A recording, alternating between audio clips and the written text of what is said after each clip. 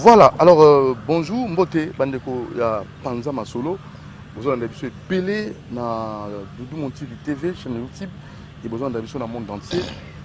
Lelo, to Sepeli, et surtout Mbote Mingi na Moro Djambe, oiseau sur reproduction na prise de vie. Merci à Aleka pour la coordination. To Sepeli, pour na invité na Bisso, Borikamaki, le professeur Norbert Yamba Yamba, panafricaniste. Autour pétané, c'était dans l'actualité la semaine. Et hier, à Panza Masolo, pour les alliés Penza, souci naïe, développement Afrique, développement RD Congo. Mbote, mon amboka, Norbert Yamba Yamba. Mbote, Doudou, moi Mikolo, Penza, tout le monde a. Mikolo Mingi Penza, Makambo Legari Mingi de côté là. Ah, Makambo Zali, mais tu peux dire que ça va coûter un athée. Yom, tu as oublié que Mikolo soutient.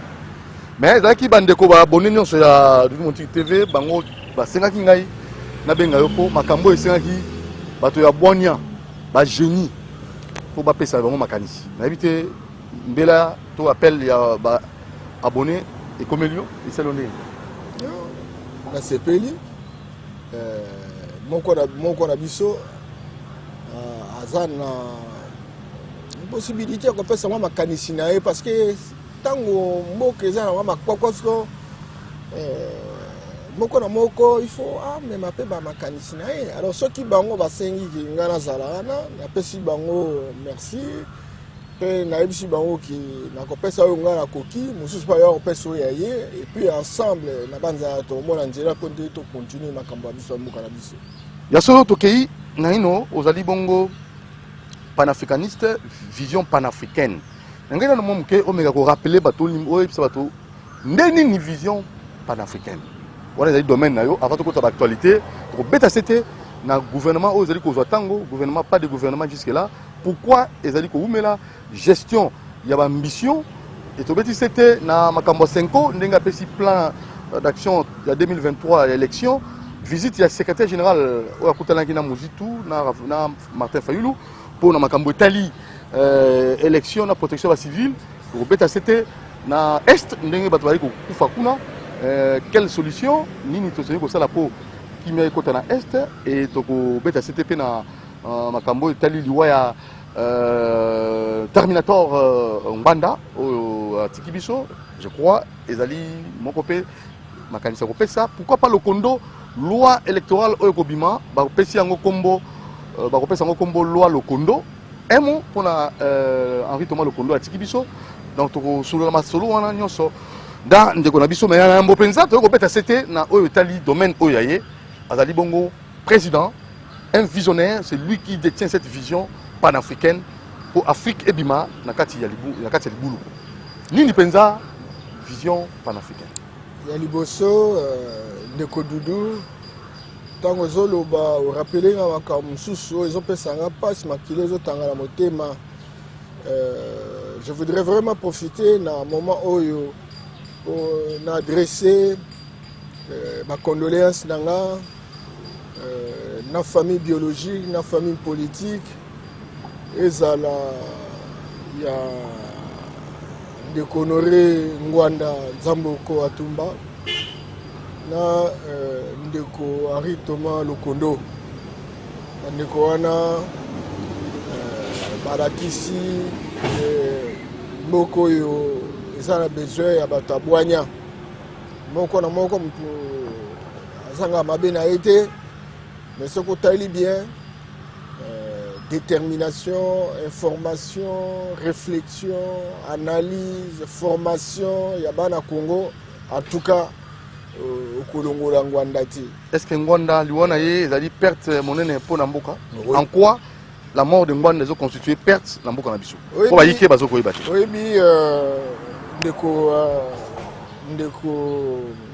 Doudou Monti nga comme tel nazali mobutiste te nazali mobutiste mais biso to bando opposition tozana bala mike to combattre Mobutu to combattre Joseph Kabila to combattre Laurent Kabila etc. Mais ce qu'on t'a dit bien Ngwanda certainement qu'il va être belé, on est tout ça, oh, bah, kotaka, pour bah, comprendre que na signi quitté, et puis, bah, c'est peut-être na été. Mais bato biso, bato auto, et que connaissance, il y a un homme qui se libérer peuple. Et ce que tu as dit, c'est belé, le bas minakata mboko, le loto comme loba. En tout cas, je suis ici, je t'ai expliqué, je t'ai fait conscience, ils allaient Ngwanda. Tout ça, nous pembeni, makambo ya divergence sur le plan politique. Ngalelo Nazali, combattant à IDPS depuis les années 80. Certainement que, bon, on a rebêté la Ngwanda Zaki Mobutu, etc. Ma bon côté, mais croyez-moi, après mort Mobutu, etc., Ngwanda a travaillé tellement trop. A travaillé trop pour qu'on puisse à Congolais information qu'il faut pour nous à discernement dans ma union sociale manambo garabiso. Neloko on a franchement liwanaye au tout na même entourage nangana ce pays na ngote salinga pasi na oki matang makili tangi. Parce que l'information, il y a une information sur quel plan? Sur tout le domaine ou parce que il faut tout sunga bana babota milelo pour bon bazoka ngwana honorer ngwana Terminator. Les gens ont toujours l'idée qu'on aurait un Terminator à Salabat Mabé. Est-ce qu'il y a moyen ou même éclairer l'opinion? Non, oui, bien, mon tournoi soit ça dans malam, dans ma benaï. Mabé, il y a battu. Ce qui, au lieu de talaka, Mabé, au compte la paix, malam a mouté, et ça malam mouté. Analyse modèle, on est ça malam mouté. Certainement qu'il y a une époque à Mobutu. D'ailleurs, il est entré tard, n'est-ce pas, comme responsable, et pas Mobutu, etc. Azaki, un conseil de sécurité, conseiller spécial. Bon, Makambe Salemaki, on ne peut pas les dédouaner, ça c'est évident. Mais encore que oui. Je ne peux pas vous rassurer que le lot n'a dit Kabo, il y a ça là. En tout cas, toujours au Congo. Mais est-ce qu'il y a des preuves? Ça aussi, qu'on se le dise. Parce que lui avait demandé qu'on se plaigne après. Mais total, mais total. Apport na makambo ya démocratie oyo na makambo ya occupation na makambo yo asenga ba preuve batasala mabe ba mono na te ya ba ressources na biso etc. Il n'y a pas de franchement moi j'ai beaucoup de respect et de la considération pour lui. Très bien.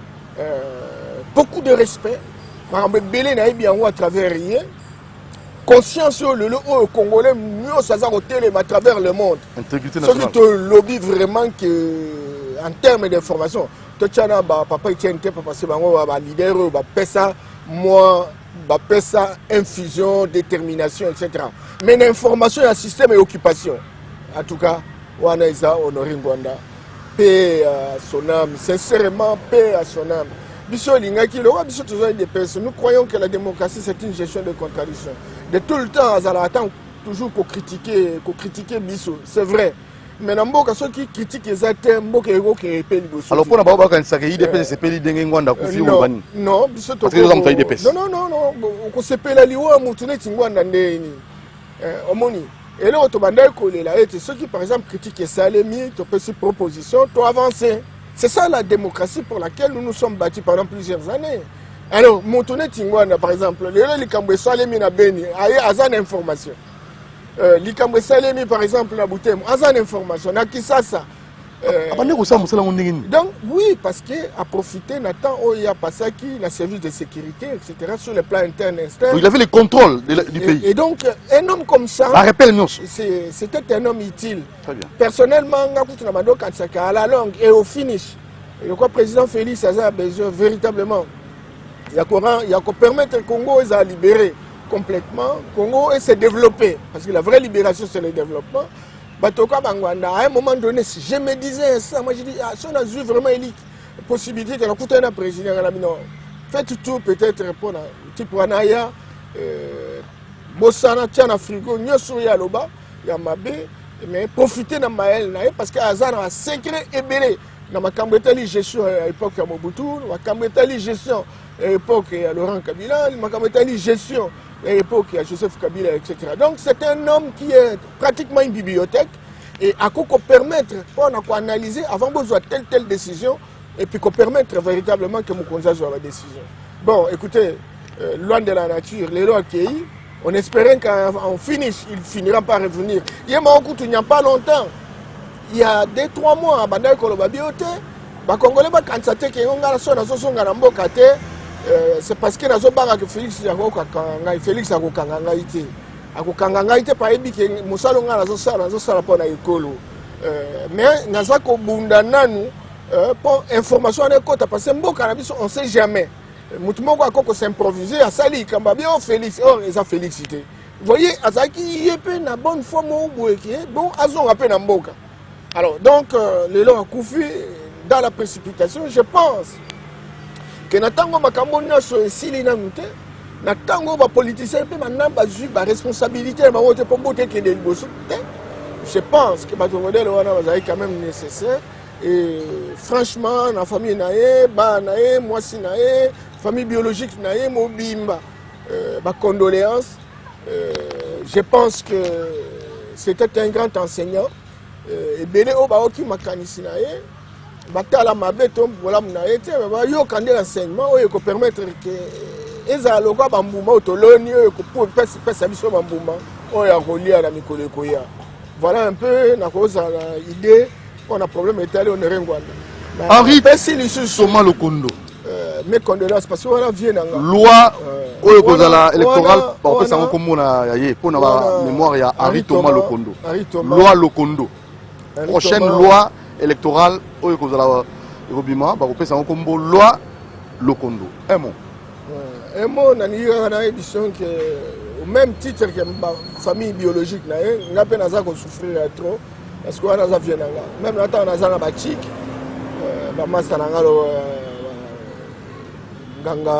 Nkanga Bolodjoa, a eu place de Tanga à l'Est, a eu une via Bandai Kosala de temps en temps, Kosungabiso, Potolia, Kosungabiso, Tuzabalatik, etc. Zakina Nuredo, Babukavukuna, etc. Tinandegaya, via Pesta quand même, moi, dignité, moi. Idemo boye qui tala kaka batambanaka basape mayele donc abundi a trop a très déterminé très intègre na nyose bana ekonika. Une question. Bon, loi Lokondo ezara parmi ba bibon de Léo Yazali nango na banza ke ba député ba ko comprendre sens ni nango donc on a des marches à Zaïnango et Salema et qui est le peuple congolais se retrouver à travers la loi Onyo sur Bakosala parce que croyez-moi, Thomas Zaki vraiment un homme, un monsieur avec un majuscule. Une question, monsieur Norbert Yamba Yamba, professeur. Henri Thomas Lokondo Azaki na ngambo ya bato pouvoir, bato majorité, bato bazaki ko diriger. Mais nous devons se comporter pour l'intérêt du peuple. Nous devons la production, il y a la loi ébélée parce que c'est le meilleur parlementaire. La semaine nationale, tu as les ébélés. Tu as un bateau local, il y a un local. Il y a un pouvoir, il y a une opposition. Comment est-ce qu'il y a un qui le lengue? Ils ont conviction à mon tour. Ils ont conviction à mon tour. Il y a une personnalité au Saganate. Il y a une personnalité au Saganate. Et donc, Père Abandaki, pour ça, manipuler. Tellement milinga qui trop. À mon avis, on dirait que bazo PC ba ordre, so bazo manipuler. Donc à mon avis, on dirait comme on voit la mukemoto bébé mon combo. Et donc il faut aller que ça qui Azali. Et pour aller que ça qui Azali, il faut pas sa point de vue naé. Et ce qu'on l'union discuter naé, on peut discuter sur base à point de vue naé na oyo. Puis on trouver consensus. Quand ce qu'on lobby naé, ça la boye. Donc c'est un peu ça, c'est la personnalité quoi. C'est la personnalité. Et à ceux qui restent là, à ceux qui restent encore en vie, ni nous savons, député Watikana Bomoi, Nabaobaroyaka. Makende parler du peuple, pour comme député pour aucun des grands restaurants pour nous lire bureau. Makende parler du peuple pour oyer que bateau baponio, baza na difficulté baza na yango. Ezala kolia, ezala kolata, ezala nzela, ezala otinda ba na classe, ezala kokende hôpital makambo nyonso wana moto esalaka bapona bato bakende olobela bango batiango na budget ebongo sikoyo l'état abanda kosalela makambo wana nyonso kasi bino botikali bomoni camarade na bino nyonso bosala témoignage tomona badepute bazokufa mingi lelo bareconnaitre bamérite ebele mutu nyonso ozalaka soko botami ifo mekola nde baninga mosusu bazosala malamu baosala komekola ndenge mabe te bao balukaka kaka bacorruption bao balukaka kaka eloko nyonso face ya mbongo etc. Kotika trace eza bien lelo bana Henri Thomas Lokondo lelo ntango bayoka kombo kaka Lokondo mutu ata azalaki na nzala bata mosusu kakozaka pondo aolia te. Alors bino bato botikali bozala parler du peuple bomekola nanu ko ebele makambo esalemi na mboka oyo bato bazolandaka baintérêt na bango bato bazolingaka bavivre na ndenge ya malamu azwa mutuka asomba bandako etc. atosombi ndako kama olingi kocontinue kosomba mais et puis population bino moko bomona na batongo ndenge bato bakubetela bino baporte banini tout ça. Alors soki par exemple oza en responsabilité en tant que député défendre kebaki etinda yo sala boye yo problème bina mwa mbongo bapesi ye okoma kota 2 3 4 fois na ba restaurant bango wana eza malamu te. Et donc liwa ya Henri Thomas et servir vraiment des modèles à ebele à député na bité ke bango nyos mande moko ebele pe baza obunda tozomoye bango etc. Mais en tout cas il y a quand même une unité de mesure. L'excellent. Merci beaucoup. Personne référentielle parmi les députés. Merci Norbert Yamba, le président tanzanien. 3 jours, il y a deuil national, mardi, mercredi, jeudi. Hein? Et comment il y a polémique? Mais pour le président de la République, il y a un jour, bongo. Il y a un président qui président Mobutu Akufa, Laurent Désiré Akufa. Est-ce que ça a été bon? Et comment il y a polémique? Un mot par rapport à ça. Et ça question à vision. Tout le monde a bouzoba. Président Félix, as un panafricaniste. Aligné Afrique. As un moko bakansake lobby tam sous toko zalaka pays moko. Abunda rapona nango le président Félix Azali président de l'Union africaine. Processus de toujours qui est dans les États-Unis d'Afrique. Joseph Mongofoli. Mais écoutez, quand la Tanzanie pour comprendre un seul que Moutoua Naza Moutoumoussou, et ça va descendre à Julius Nyerere, va patriarche en Afrique. Tant la Est, la Bitumbo et Saleba. La brigade d'intervention, la Tanzanie, combien de Tanzaniens va couper? Pendant la va saler fort pour que la Tanzanie va y avoir pas du tout. Est-ce que vraiment ça empêche aux gens de dormir? Ce qui est le président Sali est fort, ne serait-ce qu'à reconnaître que nous 3 jours de deuil. Est-ce qu'à Pékin, c'est que tu as Moussala depuis lobby, tu as un deuil national. Mais Moussala, tu as ça. Balobi ne drapeau en berne. Boni boyeko, pendant ni nango ebele ba classe ba tuba ça ba ni tout ça ba comprendre ma mouti. Et ça symbole que tous ensemble là ba Tanzanien. Et ça symbole que moto ya kei azalaki pour la Tanzanie a même ba idée oyo sala que Afrique bouger, Afrique changer. Et biso tozana yé, biso tozana bango. Et to la kisi symbole que drapeau est pas na biso et koki koza likolo te ezalamberne. Et fananase. Mais entre temps tozo sa misala. Nanango ba petit misala. Nanango ba kende okangaye parce que sali misala peut pas décréter deuil national. Pendant ni bongoko toko kena buzo ba boiti wapi. Makambrize belé à discuter talana e balena ba matiti modèle oyo. Mais balé bo ba mbisi ba ko la kati. Debe ko za mo njambe. Debe ko za arrêter. Tele balé ba mbisi ba ko nuna la kati. Yo za politicien au sa conférence de presse ka parler au président pas nani nango pas nani kutu. A ça la deuil national à 3 jours bien arrêtez. Et bon siko par exemple le ba décréter liwa ya Mobutu te. Ba décréter liwa Laurent Kabila te. Etc. Bon, combien de pays africains basés à l'université à Lumumba? Combien de pays à travers le monde, même maintenant à Moscou, université Lumumba, avenue Lumumba, Boni Boyeko, Batona Baza Bazoba, Baza Batou Nabangote, Bakoko, Kopesa, Kopesa, Kombo Anate. Tout tika modèle wana tout la nana makambo et perception là tout la nana makambo en fait il y a un petit raccordement à l'est. il y a affrontement entre l'armée et Codeco, 30 morts, 27 miliciens. Alors, on a habité Est. Pourquoi Akenda, ça la deuil national? Voilà, c'est long, Batouni, Bato Kanisa. Mais on différencie le Balé. Est, net, au coup, le bateau, na liwaya président. Combien de fois Bato Bakofi na Est, oh, et sali que le président décrété le deuil national? Et le long na Est, et comme il aura donc les sanomo, chaque jour Bato Bakoufa. Si chaque jour, 2-3 personnes, tout le monde a décrété le deuil national, finalement, tout ça, c'est le goûter. La meilleure façon qu'on l'ait là-bas, c'est que l'Est, les alliés qui sont là, les présidents sont là. Tout ça, il y a 11 000 militaires, il y a Beni, à Baki, c'est comme 21 000 militaires.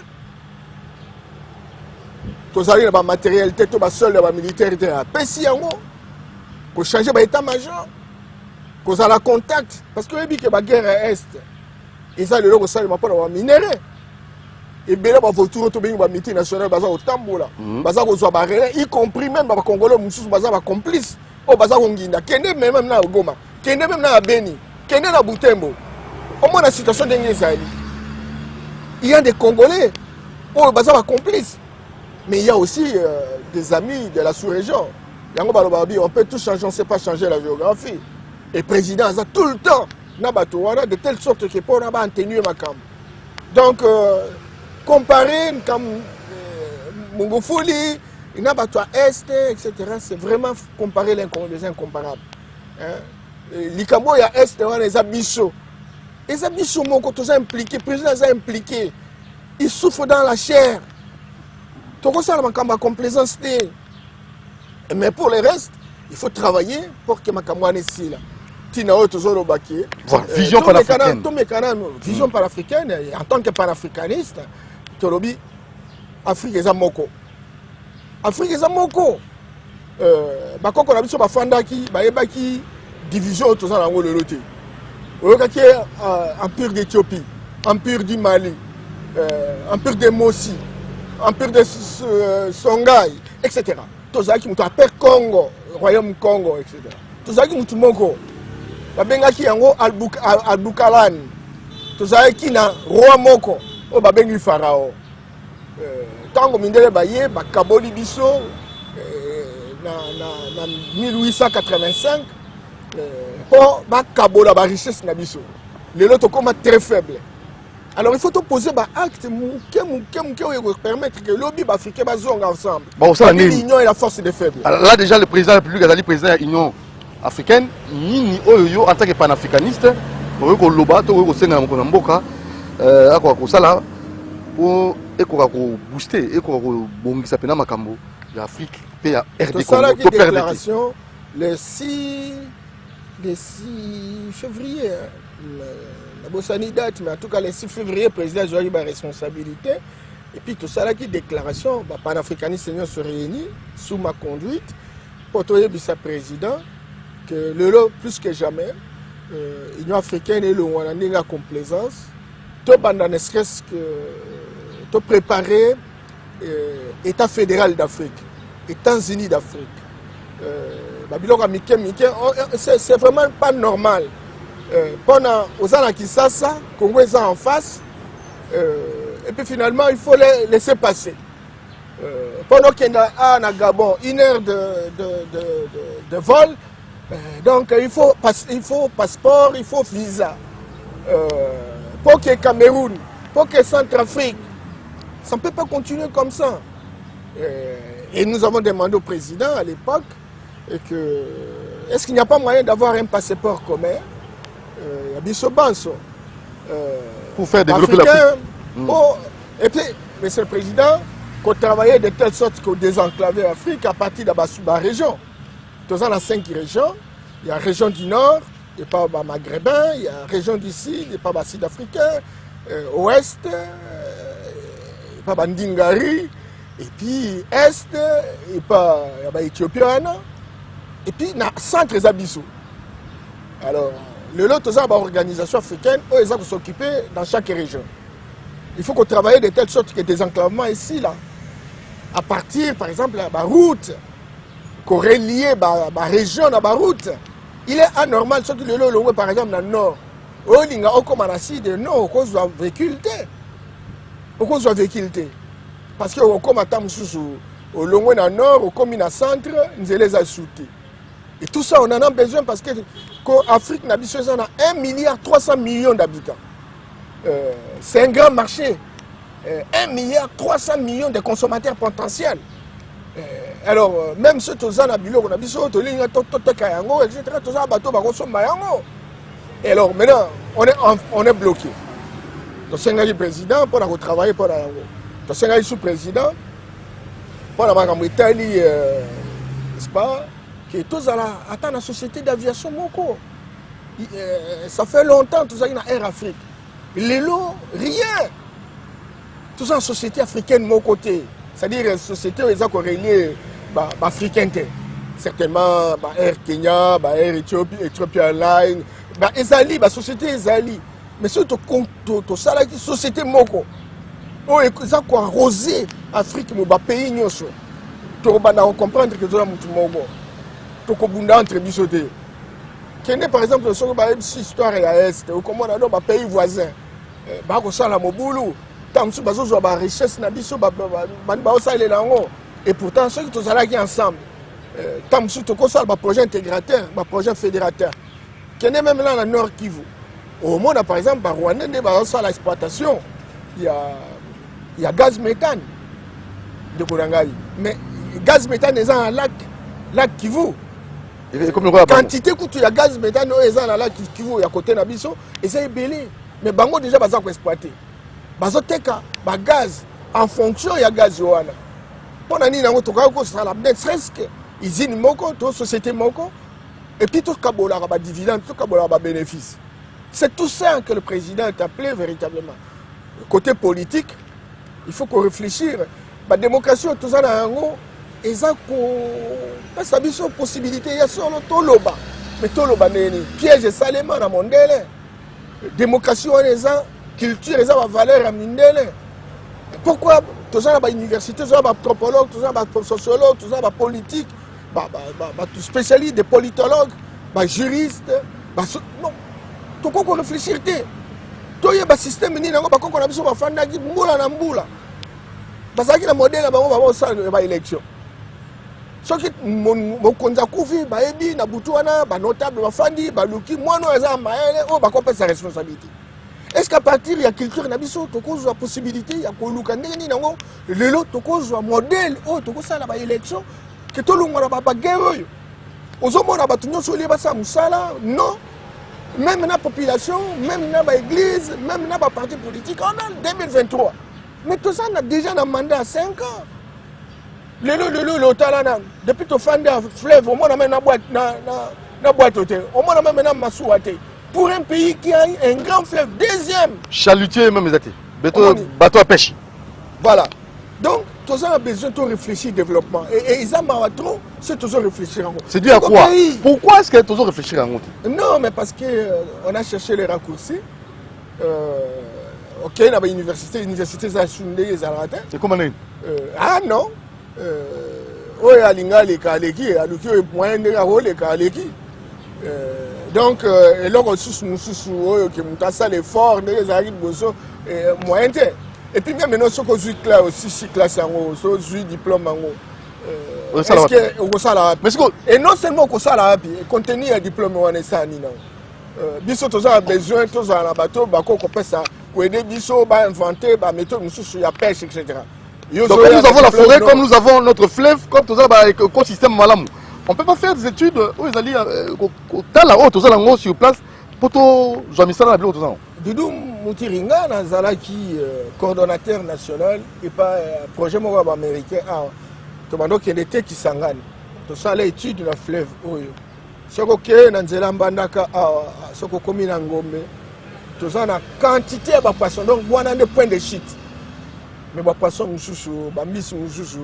ils ont fait et donc même dans petit bateau heureusement le président a sali la commande pour avoir un petit bateau industriel pour la pêche industrielle mais tout ça donc débat ils allaient quitter pour le développement débat exacté là même na bino boza ba journaliste bo ça ba débat to sala ka FCC cash lamuka mbolo yeke tout ça et le moté ba politique il faut pas bandolo ba bino biso pa na nzela d'abord soko tuni obi to ça combien de kilomètres pour passer la banzela aibi yango te to ça combien de bacs aibi yango te to ça combien de ponts aibi yango te to ça combien de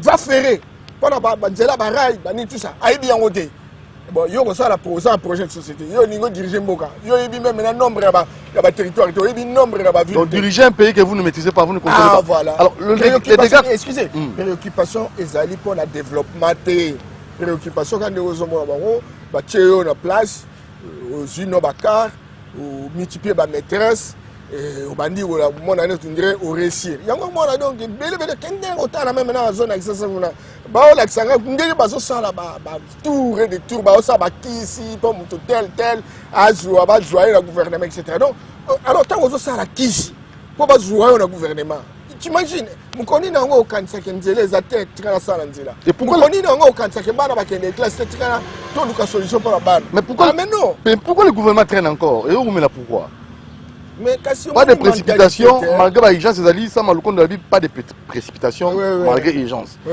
maintenant l'urgence ne signifie pas les précipitations. Précipitation parce que c'est vrai qu'au regard de la difficulté on a besoin, c'est urgent de résoudre des problèmes. Mais au résoudre des problèmes l'équipe est nulle. Parce que les politiciens sont comme on dirait une malédiction. Donc, nous avons conscience, même la conscience qui est beaucoup changé. Nous avons ministre, nous avons PDG. Et pourtant, c'est ça les marques.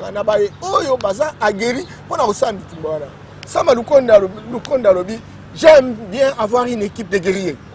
Guerriers banane. Guerriers banane. Quand bato balingi donc so ka na gouvernement a comment signer ba document comment lukaka ba place mbongo ezali bima rapport yeba na ozwango mais il faut luka bato baza un profil. On ne peut pas recruter bato tam susuka ka musana bango kaka azaka politicien azala métier té et mais azo ya luka mbongo et alors tolobaki ba mino tozalaki FCC cash makambo etali boni bien té luka makambo etali boni bien té tout le moyen mususu oh to koko sala ki to créer équipement boye oh baza pour ça que Congo qui est liboso yango président rompre relation na FCC alors bi ba congolais ba lingi ke mboke qui est liboso boya to lingi sou makamba clivage politique ité to zala entité telle entité rien biso pense to zala la elikia que to travailler de telle sorte que mboke qui est liboso ba ngonyo sonde bayaki ni idée que non makama poste exacteur biso kutu tolingi to sauver mboka nde baye président ndimi bango et alors rupture et salimina bata FCC alors maintenant tant que ba au gouvernement et comme non nous il faut compter notre poids politique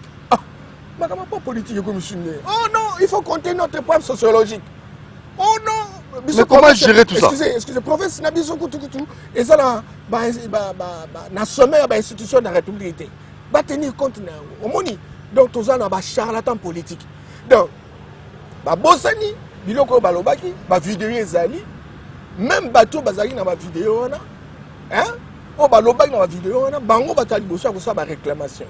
Alors comment gérer tout ça? Mais c'est comme ça que ça prend un peu de temps parce qu'il faut d'abord faire comprendre aux gens que nous ne sommes pas dans une logique de récolte du butin. Il y a pas dividende. Ah non, tous na logique il y a et l'UNC aussi rappelle qu'Abunda qui prend l'alternance, il faut avoir la paix comme moi. Ils ont rendu mon kaka. UNC a rendu la classe politique. Il faut se rappeler de l'accord historique, etc. Au moment où nous sommes dans un processus d'effondrement de l'ordre institutionnel, nous sommes dans un processus où l'ordre qui a été mis en place, les accords que nous avons mis en place sont tombés d'office. Maintenant, reconstituons véritablement un autre arrangement institutionnel. Alors, non, moi j'ai fait ceci, moi j'ai fait cela. Toujours, pendant que la population a on donne l'impression qu'on est derrière la population, mais on est en train. J'ai entendu même certains députés. Oh, même pas qui m'attendent sur ma réclamation. On a soit bien, coutou. Il faut que soit député, tous les ministres, on a dit que ça les mandingues à l'ongobani. Dit parce que aux députés, aux ministres, aux postes sera. Parce que va voter qui vous a dit que Ebine va gérer un mot. C'est parce que vous avez un diplôme, ceux qui 5 diplômes, vous gérez. On gère un nino. Avec quelle technique? Combien de fois, toujours moi, on a même maintenant, tu as un professeur, tu as un universitaire, tu as PC responsabilité. Aïe, maintenant, qu'on tenir réunion. Réunion, ils ont des bandelités, ils ont rappelé la sous-caté, la décision exacte, vérification, même dans la décision, ils ont lui ne fait que parler. Et lui ne fait que parler. Bah, okay. Et bien, arrêtez toutes ces conneries, quoi. Donc, sincèrement, le pays est en difficulté. Et à qui la faute maintenant? Eh bien, à qui la faute? Mais ce sont les différents systèmes que nous avons connus qui a un impact, ça s'appelle la manquémologie. La manquémologie. La manquémologie, c'est-à-dire impact bon moi inabiso dans le système où nous avons connu 32 ans de dictature perfectionnée, nous avons connu 22 ans de désespoir total, etc. Et donc tous ces systèmes ont généré un comportement, tous ces systèmes ont généré des réflexes, et la tendance générale, malgré volonté très volontariste à président de la République, peut-être tout le système est assis. Le réflexe, c'est de ces gens qui sont habitués à voler, à manigancer, à magouiller, à surfacturer. C'est de mener ces réflexes et vers le nouveau système. Et vous avez la difficulté véritablement de gérer quoi que ce soit. Entre-temps, le président de la République, qui n'ayant pas une majorité légitime, une majorité obtenue à travers les élections, aujourd'hui on est en train de reconfigurer cette majorité. C'est tout un problème de pouvoir asseoir sa vision, c'est pouvoir asseoir une manière de voir les choses. Mais tout un problème. Cela ne tienne, il a le feeling politique, il a la capacité managériale, et le combat est mené pour transformer les Congolais, procéder à la déprogrammation mentale, et j'estime sincèrement qu'on est en train d'y aller. Le gouvernement devra sortir parce qu'il semble qu'on était au dernier réglage. Voilà, dernier réglage, merci. Norbert Yamba. Bintou Keïta a échangé avec Martin Fayoulou et Adolphe Mouzito. Et j'ose croire que c'était autour des prochaines élections et la protection des civils. Là, c'est la première des choses. Vous allez réagir.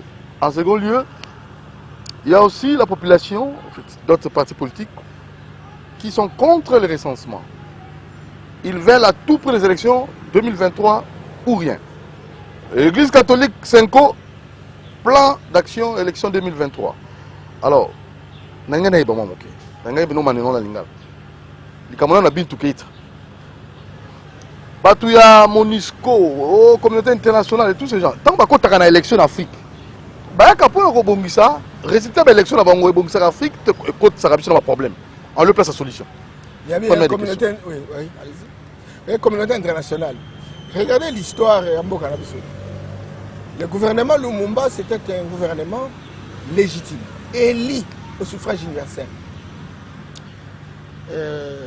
Mais ce gouvernement qui a demandé l'intervention de l'ONU, Pobaya, quel est le rôle qui a été joué par l'ONU? N'est-ce pas, l'ONU a facilité? Moto Abenga Ebino, vous avez compris, c'est simplement parce que Lumumba luttait contre les intérêts des impérialistes. ONU, banana, on va faire Sambongo. Ils ont la puissance, ils ne vont pas faire Sambongo. Mais vous entendez point, le livre sort bientôt. Quel titre? Okanisate, la puissance de l'impuissance est restaurée. L'Afrique en marche. Ça, c'est le titre de votre ouvrage. Oui, oui. Et au Komona, Biloko Wana, ONU, système des Nations Unies, etc. Ils ont Biloko et Salemaki comme des instruments de pénétration, de domination. On va avoir intérêt, on va soutenir. Et c'est comme ça que dans un pays, il faut avoir une autodétermination. Et que Moutouaye, pour imposer, il caneva à Bino. Batunyo sur bazar ça ba circulation etc. Exactement parce que ba lingi biso. Kende na ba lié de combat loka ba beni, ba butembo na kende kutu na otu ele kota ba ici okuna ba wamba. Mais ebele ba koye biso que ba milice tamsu bazana zamba baza alimenté na personnel par exemple à Nations Unies bango ka nde baza kosala ba exploitation ya ba ressources naturelles na biso etc. Donc tant que bazo sala ba déplacement na ba comme pas en politique eza mabete moto mosusu pa koya ko lunga asunga yo mais croyez-moi idée na bango liboso eza te po basunga biso. Est-ce que balingaka Afrique ça a développé? Est-ce que balingaka kimeza en Afrique? Non, ba ko linga jamais. Oyoki ba chercheur panel moko basala ki réunion ba dit si l'Afrique s'industrialisait, l'Afrique va utiliser ses ressources naturelles, à ce moment-là ça sera la fin pour nous. Alors il faut travailler de telle sorte que jamais l'Afrique ne puisse justement se transformer. Elle doit rester dans son rôle naturel de fournisseur, n'est-ce pas, des ressources, de matières premières. Alors, ce qui a banni, pour transformer, c'est fini. Combien de coltan? Nous avons 65% de la réserve mondiale, il y a cobalt. Le cobalt, ils ont le minerai stratégique. Comment serait-il possible? Quel est le Katanga? Que ce soit côté Haut Katanga, que ce soit côté Lualaba, combien d'entreprises? Baza ko kabola biso directement le Kamusus. Mais ils sont asiatiques et ils sont occidentaux. Mais tout ça est le côté que yo tala na budget ça combien en termes d'apport? Quel est le budget de 5 milliards, 6 milliards, 7 milliards? Oh aussi ça va problème avec les Congolais. Même pas un tiers à problème. Donc Batouana, les leçons du bazo d'Ondwa, bazo sa avion, bazo sa bilogonde, bazo sa satellite, etc. Parce que baza au tika africain à un niveau bazan. Même bitumba ndenge zo salema. Bakeba bino yo boza milice mai allez bozo ba arme. Bakekuna yo ba milice ya pays étranger bino boza ba sous-traitant bozo arme. Boko bomba na bango bazo ya. Ngana sali nzela na soko longwe walikale. Osoke de kota lobutu. Mais okokuta nzela parti ya liboso basala ngona ba chinois. Parti ya mbale basala ngona ba allemand. Ba vieux zo kita chaque jour. Et ceux qui t'a chaque jour, les Chinois peuvent continuer à rythme. Bon, mais bon, on coltan. Au fêlé. Mais, oh, papa, on coltan. Au fêlé. Wenze, parce que l'artisanat, l'artisanat, creuser artisanat, valeur nangote. C'est grave ça. Et donc, bango baza gozo. Alors, bango jamais bako lingate que biso to za calme. Makamone gozo yo. Jamais banzele comme atikuna et relié. Non, il faut détermination. La capitale, il faut détermination à Bakonzi. Aujourd'hui, nous avons un panafricaniste sénateur qui est à l'État. Je suis même en train de craindre parce que tant au président Zorobabi, tout ça en Caneva, et dans Caneva Nabiso, il sera aligné à l'exploitation, à respecter Caneva Nabiso. C'est-à-dire que lorsqu'il y a un lobby, et ça là, que vous travaillez sur l'exploitation, à Zuba matière brute, à même mis en Wepa Bango, va créer la richesse, va créer l'emploi. Bana bango balé sepeli etc. Sikoyo président de Gazoloba boya mais tout ça là ba projet de telle sorte qui bo extraire eloko bo meki na ko transformer population autochtone a développé biso pe to zo rappelle moi misala auto ko pesa bana na biso très bien apprenez pe eloko to bengi par exemple PPP partenariat public privé alors biloko wana nyonso ezo sala ke erbo ba komi tout na ba question. Quand même dans ma pays, ah, les élections 2023, on ne passe pas. On ne passe pas. Pourquoi 2023 Telemi, Syncopé Telemi, Bati, Fridolin. Donc il faut aussi savoir tourner la page. Ça, je vais lire ça. Nengue Alobaki, voilà, rapidement. Fridolin Mbongo, Modeste Bati. Nous voulons qu'une page soit tournée dans la gestion de la chose publique. Eh bien, on a ça invention. C'est ça la détermination. Et ils ont travaillé hier dans un système, j'allais dire dans un écosystème politique de pourriture intrinsèque, où tous les politiciens étaient des adolescents retardés. Ils n'ont rien foutu dans ce pays. Bon, maintenant, nous sommes en train véritablement d'aller dans la direction où il faut changer les choses. Et puis bon, voilà, donc la gestion ne sera pas comme avant. Et ça, c'est la lecture. Est-ce que l'UDPS a perdu des élections? Non, on n'a pas perdu les élections. On n'a pas perdu des élections, mais nous voulons qu'on soit plus rationnel pour qu'on ne se fasse pas l'objet des critiques. Regardez, on a pris 2 ans de perdu avec les atermoiements, les comportements des amis du FCC. Alors maintenant, il reste combien? Il faut 3 ans. Dans les 3 ans, quelle est la programmation qui correspondrait à la réalité? Tout cela, il faudrait qu'en face, on puisse voir la situation en face. Hein? Donc, est-ce que dans les 3 ans, on est capable d'y aller? Nous sommes d'accord. Nous sommes d'accord et on y travaille dans cette perspective. Mais il ne faudrait pas que les gens ils usent des émotions toxiques comme pour croire que Félix pourra se comporter comme les autres. Ah mais non. Mais si dans l'hypothèse, on fait une programmation, et dans cette programmation, il y a des aléas, il faut savoir aussi comptabiliser véritablement ces aléas-là. C'est très important. Et c'est ce que nous disons. Mais on ne veut pas avoir des gesticulations inutiles pour des personnes qui n'ont aucunement apporté aucune valeur ajoutée, aucune plus-value dans leur gestion. Nombreux sont ceux qui se sont enrichis insolemment et de manière insolite, etc. Ils ont pillé systématiquement le pays. Demandez tous ces politiciens qui vous présentent les biens qu'ils disposent, que ce soit les immeubles, que ce soit l'immobilier, que ce soit les comptes à banque. Qui peut me dire qu'à partir de son travail, il a reçu véritablement cet argent? Ceux qui ont pillé la République. Alors il ne faut pas faire la juxtaposition. Vous avez été habitué à faire ça et vous croyez que les autres peuvent faire ça. Donc on n'a pas véritablement de leçons des gens, etc. pour que nous puissions nous comporter de manière plus responsable dans la dynamique, dans le processus de nos élections. Vous avez parlé, c'est pas de la Senko.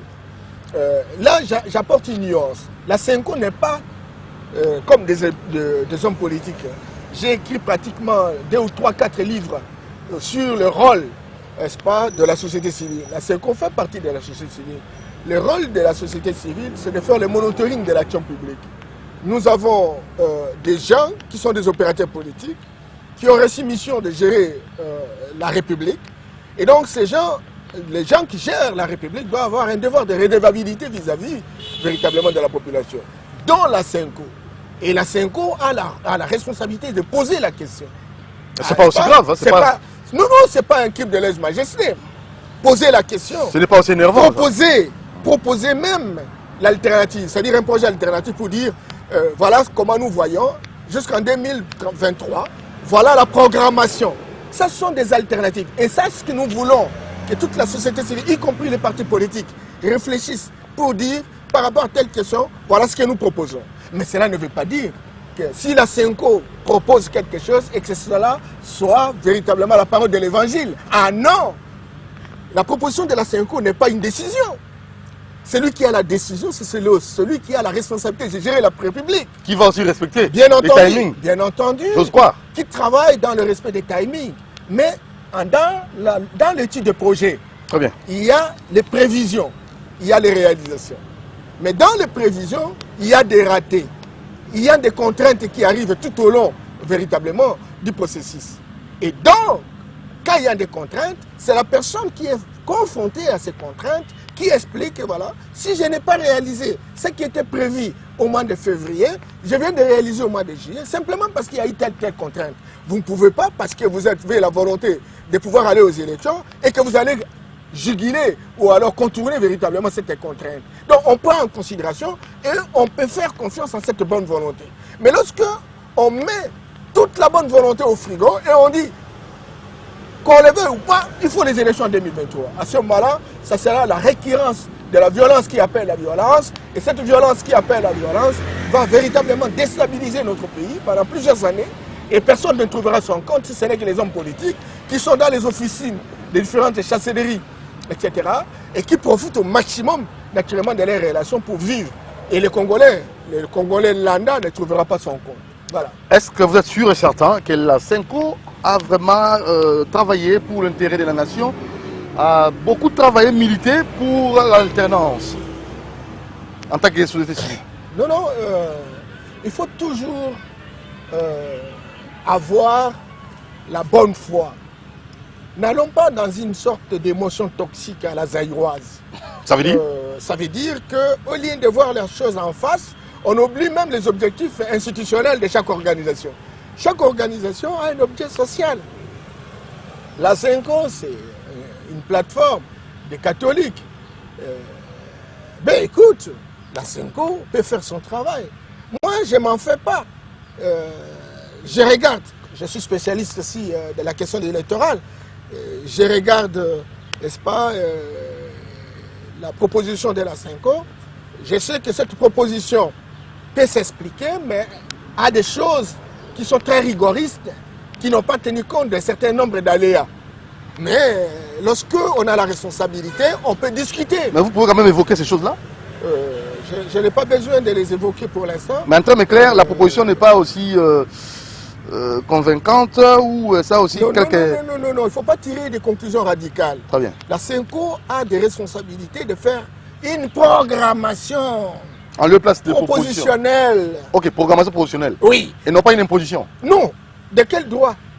De quel droit la Cinco va s'imposer? Qui lui a dit à partir de quel statut? Mais lorsqu'on est dans une situation... Mais ça, c'est pas le langage de anciens membres. Non, il y a une nuance. CPRD, FCC, tout ça. Il y a une nuance.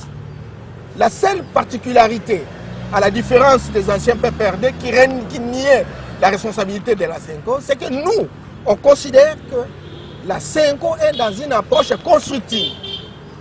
Dès lors qu'il n'y a pas un autre programme et un autre calendrier qui est sur le marché, la Cinco prend la responsabilité de proposer un calendrier.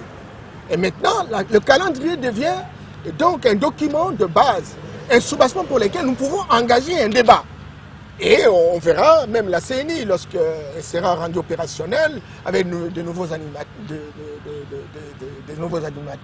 Et puis bon, voilà, donc on va avoir, c'est pas un autre calendrier. Calendrier contre calendrier. Et finalement, on va organiser, c'est pas des échanges, donc vous êtes ouvert des discussions. Au débat et aux discussions. Non, mais le pays n'appartient à personne. Très bien. Le Mais pays, maintenant, la pas proposition de Martin Fayulu, ouais. La proposition de Martin Fayulu pour la réforme, tout ça, ça tient debout. Le grand problème, c'est de prendre chaque proposition de manière isolée. Chaque groupe a la responsabilité de mettre sur le marché sa proposition. Le moment viendra où on se mettra d'accord, un consensus va se dégager autour de ces différentes propositions. Mais on ne peut pas dégager un consensus dès lors que nous n'avons pas encore les animateurs de la CNI. Ce sont eux qui doivent réfléchir au regard des différents aléas. Et Martin Fayulu qui demande donc, que ça soit dépolitisé. La CNI, on est seulement la société civile. Là aussi, ce n'est pas une imposition, ce n'est pas une décision. Une proposition. C'est une proposition. Très bien. Parce que ça ne relève pas, à un groupement politique de prendre des décisions sur la qualité des animateurs.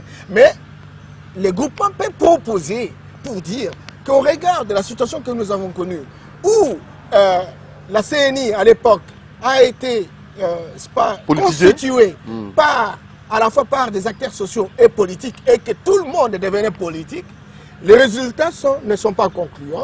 Voilà, nous disons parce que les résultats ne sont pas concluants et que la société fonctionne dans un partage de rôles, dans une distribution des responsabilités. Si les hommes politiques peuvent gérer la République et que la société civile fait le monotonie de l'action publique, pourquoi on ne remettrait pas à la société civile la responsabilité de gérer une institution d'appui à la démocratie que la CNI?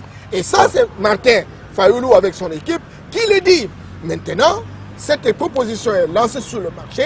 On va voir la faisabilité, on va voir le timing qui est le nôtre. Et concernant le recensement? Encore une fois, une proposition. Encore une fois, une proposition. La personne qui va nous aider à clarifier les choses, c'est la CNI. Le président qu'on va nommer. La CNI, le président et son équipe, etc., qui vont faire le calendrier. Et dans le calendrier, on va voir, est-ce que le recensement, ça va prendre combien de temps? J'ai entendu le président de l'ONIP, c'est pas cette histoire d'identification de la population, etc., il disait que ça peut prendre une année. Alors si il nous confirme que ça peut prendre une année, nous avons encore 2 ans, nous pouvons nous organiser pour faire véritablement le recensement. Parce qu'il est anormal qu'un pays, on ne puisse pas avoir des cartes d'identité. J'ai honte. J'ai honte de me promener à travers le monde avec une carte électorale c'est important. Qui fait office de carte d'identité. On en a besoin. Encore que bon, combien de personnes aujourd'hui, le bazar d'accord que bateau bazo sala ba élection, kende même nana est. Oh non, kutu ba Rwandais, ba Ougandais ba qui ba voter. Mais tout ça là dans nos recensements. Entité par entité, combien de hommes nous avons? Mais les années 2023. Merci beaucoup. Et bon, 2023, mais tu ne vas pas faire. Ça, c'est manquer aussi d'intelligence. Non, je retire ça. Je dis qu'en fait, c'est sa proposition. C'est manquer une finesse mathématique de comptabiliser le timing qu'il faut allouer à chaque activité. Si on lève l'option de dire qu'aujourd'hui nous acceptons le recensement, c'est très clair qu'on va dire ce recensement va nous prendre autant. Voilà. Nous avons des structures spécialisées. On va tout chronométrer. Et on va chronométrer. Mais tout au long du cheminement, il y a ce qu'on appelle évaluation informative. Au fur et à mesure qu'on avance, on fait des évaluations, on voit la qualité des prestations des inputs et on peut rectifier la programmation en fonction des réalités de parcours. Ça, il faut comptabiliser. Ne pas comptabiliser, c'est véritablement jouer le rôle d'un air démagogique. Ça, c'est très bien. Même nous finissons, parce que vous êtes aussi un homme qui aime le développement, qui aime l'environnement. Les dégâts causés par la pluie, comment éviter cela? En termes clairs, vous avez des propositions concrètes, parce que vous êtes aussi un homme qui apprécie, qui adore l'écosystème. Vous savez, cette question elle est très fondamentale et quand je regarde ce qui se passe dans notre ville, dans notre pays de manière générale, parce qu'un peu presque partout il y a des érosions, hein, même dans les provinces, j'y vais, je vois ce qui se passe. Doudou Montiri, quand tu as eu l'indépendance, en 1960, c'était une ville de 400 000 habitants. Il est là, tu en as 15 millions, c'est même plus, parce qu'en 2040, en 2050, on sera à 220 millions. Ville de Kinshasa, et ça sera la ville la plus peuplée que le cœur, que les gosses, etc. C'est qu'on est même au-delà de 15 millions. Du point de vue projection. Alors, maintenant, toujours ça dans ma parcelle néni. Au moins, Bakonjo Baroya. Belge, j'étais à Zalakia, à Tikali, espace vert. Parce que ce qui est espace vert, il y a possibilité, il y a Kozouaka Maï. Peut infiltrer dans la ville.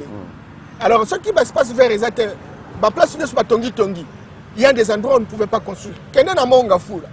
Dans beaucoup de ces endroits, 80% de la place, il ne fallait pas construire. Alors, on va construire.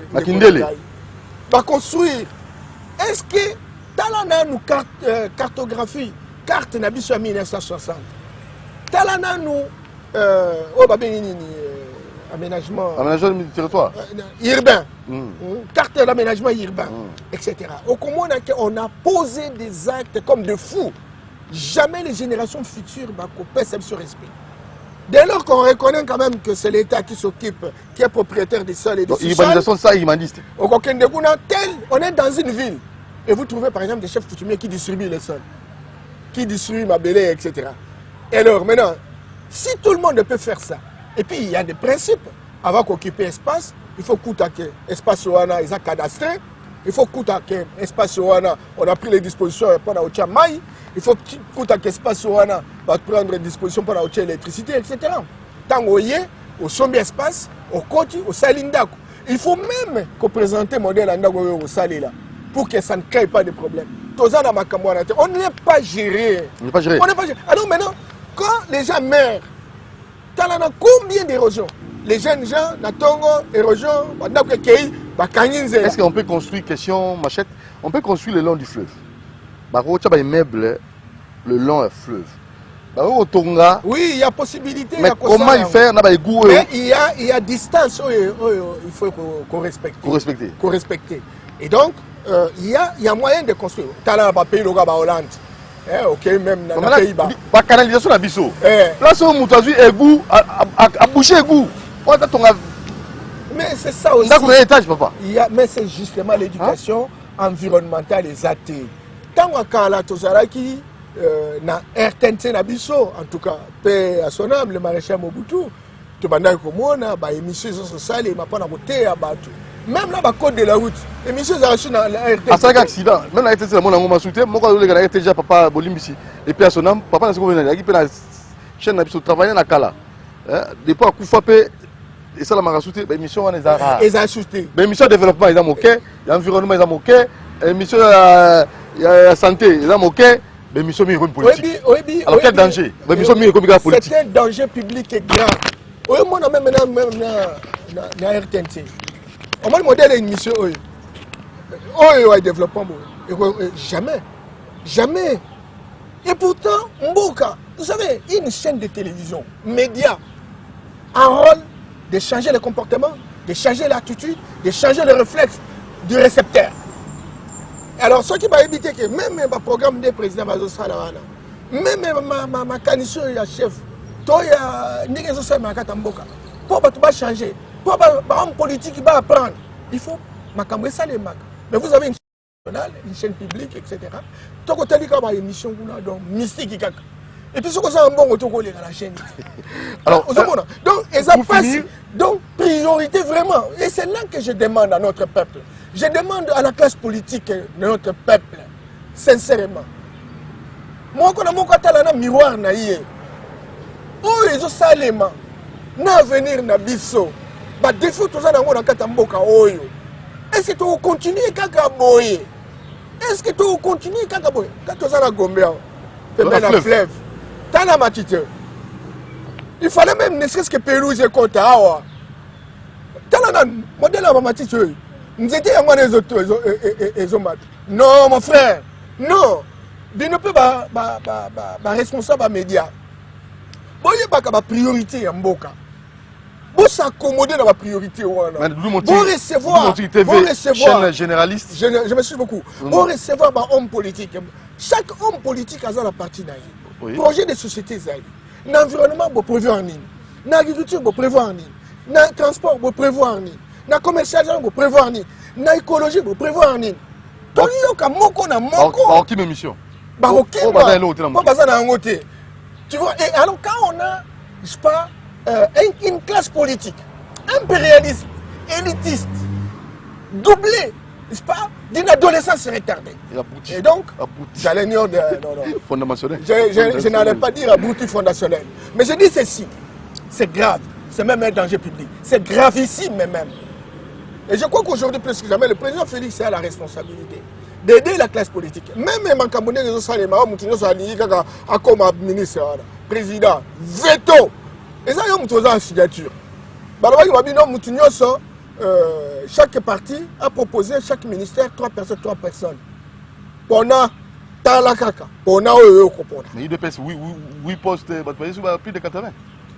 Bon, même plus de 100 millions. Mais il faut critère. Critérium, hein? Il faut critérium. Pas n'importe qui. Et bien alors, maintenant, on n'a pas parti nuance. On a même un désordre partout. Et ça, quand il dépasse, et bien les partis politiques, on a des